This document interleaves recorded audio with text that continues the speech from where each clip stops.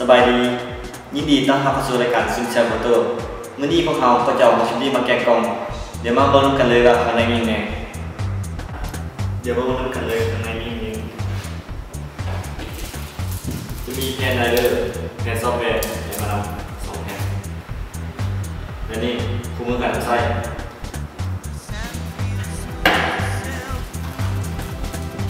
สายชาร์จแบตเตอรี่เอาสาย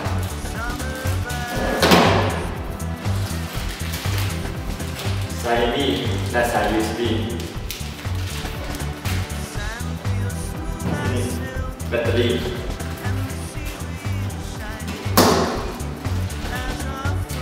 สาย USB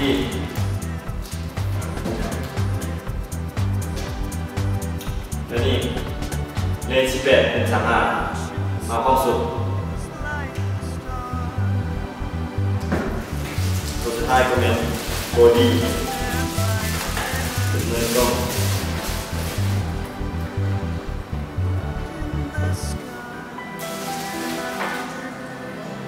ในกล้องนี้ก็สามารถทับหน้าจอแล้วก็หมุนหน้าจอได้สะดวกสบายสำหรับคนที่เอาถ่ายของตัวเอง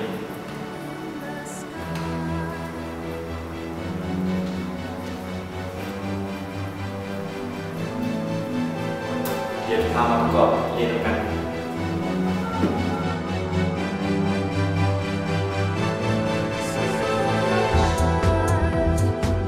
เดี๋ยวจะมาบอกวิธีการใช้เลนส์สำหรับมือใหม่ที่ไม่ได้พูดถึงการจับใหญ่ทุกคนต้องการก่อนอื่นก็ต้องถอดเลนส์ออกถอดเลนส์นั้นต้องกดปุ่มที่ข้างไว้แล้วก็กดหมุนเลนส์ด้านขวาของกล้องแล้วก็ออกการใช้คือนั่นสังเกตเบิ่งได้ที่จุดขาว2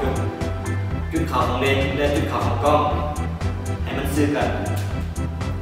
แล้วก็หมุนไปซ้ายก็สำเร็จแล้วส่วนที่ใช้เลนส์ที่มีจุดสีแดงนั่นมาเบิ่งกันเลย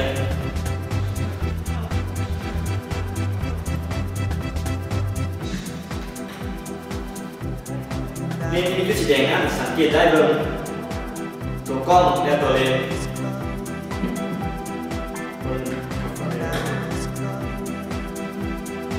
สังเกตดูได้ว่าจุดแดงของเลนส์กับจุดแดงของกล้องนี้ซื้อกันแล้วก็หมุนก็ได้เห็นกันไปแล้วว่าในกล้องของชิปดี้มีอุปกรณ์อย่างมันเองในวิธีการใช้เลนส์ใช้อย่างไรสำหรับวันนี้หมดเพียงเท่านี้ขอกล่าวคำว่าสบายดี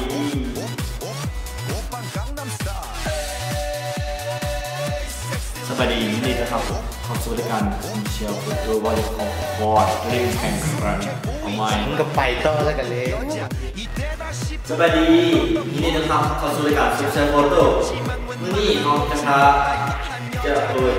าสบายดีนี่ครับยินดีต้อนรับเข้าสู่รายการซึมเซลโฟโต้ปฏิกรของครับทำไมมันก็สบายดียินดีต้อนรับเข้าสู่รายการซึมเซลโฟโต้ส่วนที่ใช้เลย